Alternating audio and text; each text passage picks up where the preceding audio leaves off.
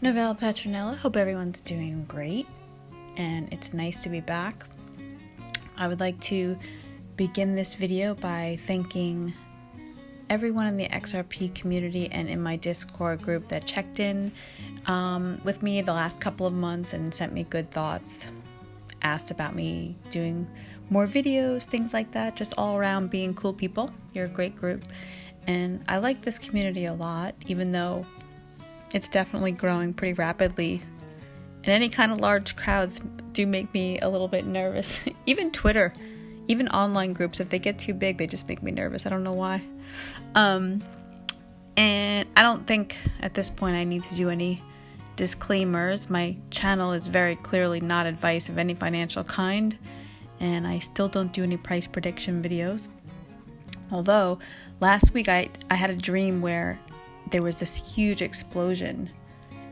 It was like a big fireball, and then this really loud voice said, and then on November 25th, and then I woke up. I was like, and then on November 25th, what? I don't even know who to ask because it was my dream. So that's about as close as I'm going to get to price predictions. I know I haven't been around for a while, but I'm also kind of glad that XRP hasn't shot up like at all yet. In fact, I think it's almost the lowest I've seen. I think I needed some more time to accumulate, so it's okay with me.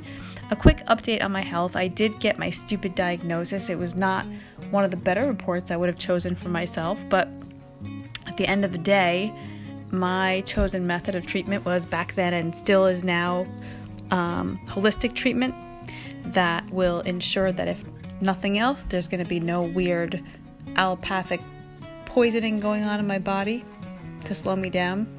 I didn't want anybody cutting, burning, clipping, irradiating me. So I ended up going to Colombia for a month to get some good treatments there, and I'm still following up today with those same treatments, and then one or two more I threw in there.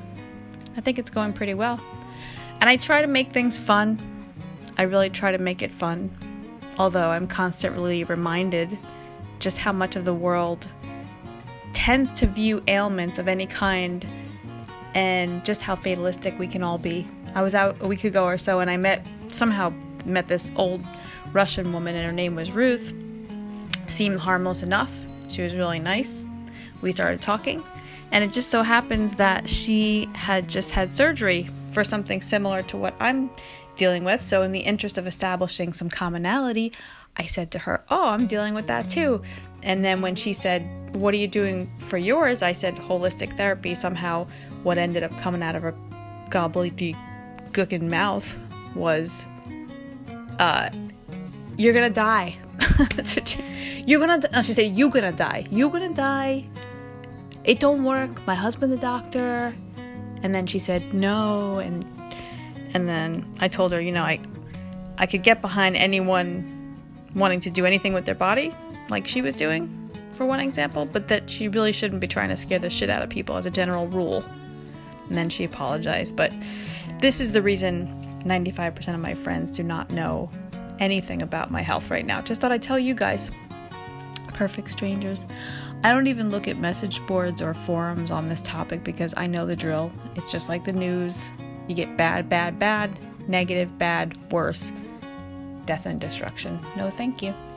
However, I'm not dead. I feel pretty good. And if in a year from now things get real quiet and you don't hear from me anymore, you can maybe infer at that time that the holistic treatment didn't work. And you can think to yourself, I wonder who got her XRP. But until then, I'm doing normal stuff like eating. I have a good appetite. In fact, I just had a cookie, and it was great. But it was a very strange experience spending so much time in a country where I don't speak the language well, and there wasn't any hot water, which was, I guess, normal for most of them. But the people were more or less really great to be around, and they have these skinny dogs on the streets and on the beach, but they don't want to be held, as it turns out, and they don't want to be fed any bread. They like seafood, which I guess is no surprise. And one of the guys that was helping, Mark, He was overseeing my treatment. He drove us up into the mountains to eat one day. and he's friends with the owner of the restaurant there. So when we got there, the owner, I guess, had left him a metal tin full of weed just sitting on one of the outside tables. And the food was really good too. There was a lot of food. I don't know if the two things are connected, but then the owner of the restaurant vanished a few days later and no one knew why. So I guess that's how they do things in Colombia. But even months later, Mark still sends me the occasional picture of bricks of weed and pictures of his grandkids' recitals. So, and on the street next to where I was staying, there was this cute little Italian restaurant that apparently takes Bitcoin. How random. Or maybe not. I got this sports betting book in the mail the other day, and it had Bitcoin and Litecoin and Bitcoin Cash all over it. I don't even know what a sports betting book is, but that's what I received in the mail.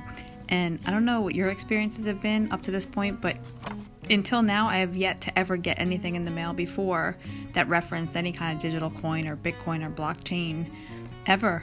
And now it seems like we're seeing commercials and everything is sort of referencing that, or at least the start of that. And it also appears that all the companies are kind of ramping up and getting onto blockchain one by one, so that eventually it's just going to be payments and transactions of any kind aren't going to be handled like this antiquated thing anymore. It's going to be just like not handing someone a physical check or a $20 bill or something. It's just going to be instant digital movement of money, and it'll be the norm across the board. And by that time, we'll all just be to the point where we wouldn't expect anything different.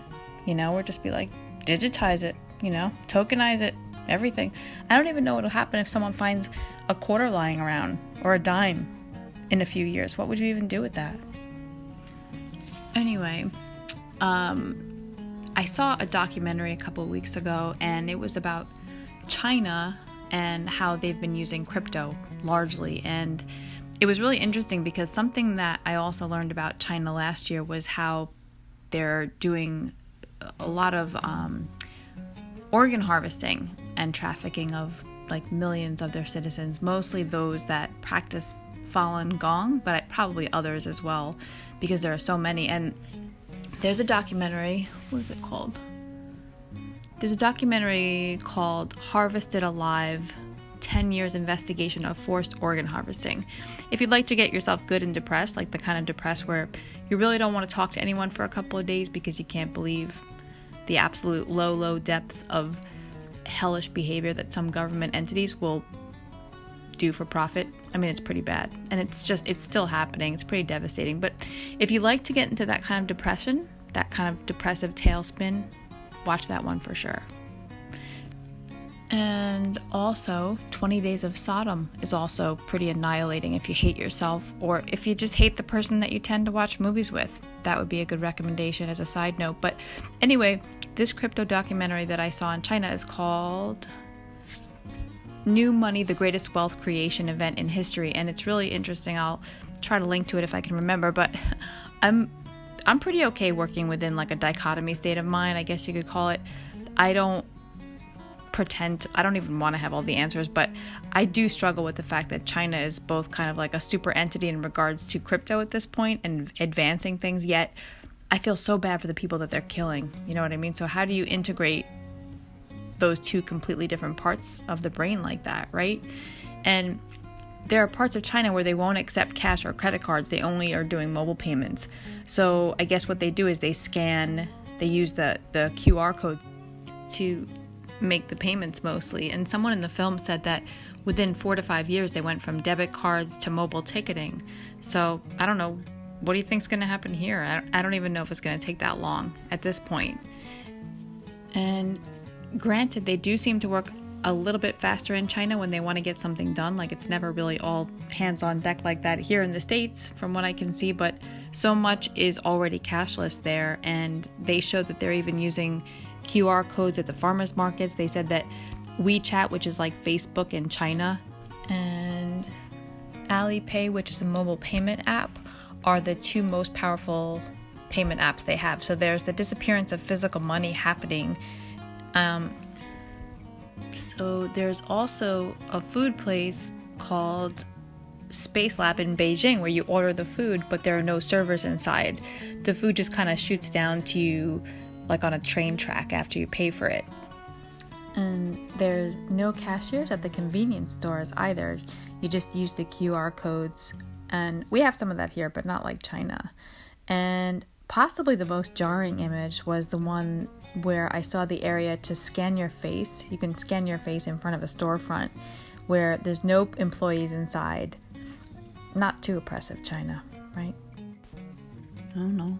What's left, China? You want everyone's souls? More or less, we have time. I mean, if it takes a long time for everything to go fully digital like China did, then we likely just have more time to accumulate at basement level prices that may never be seen again. Once they go up, I mean, because I don't need to tell you, they haven't lately. But if we don't have a lot of time and we will be transacting similarly to China sooner, then we really can't complain. Because so many of us have been accumulating for such a long time at these low prices. The other day on the Crypto Viewing channel, Dick Allgaier was talking about our little restaurant in Thailand that happens to be taking Bitcoin Cash. And if you look at just piece by piece, they all just seem so totally random. But the truth is that it's creeping up faster and faster. And it's like this new world is forming right in front of our eyes, and we're getting to witness it in real time, no matter how slow it might seem in the moment. So I don't really have an ending to this. I just find all of this really exciting, and I really hope that we can look back in the not too distant future and remember this time when XRP was super cheap and this present day world is going to look like some kind of dusty old relic that no one even recognizes anymore.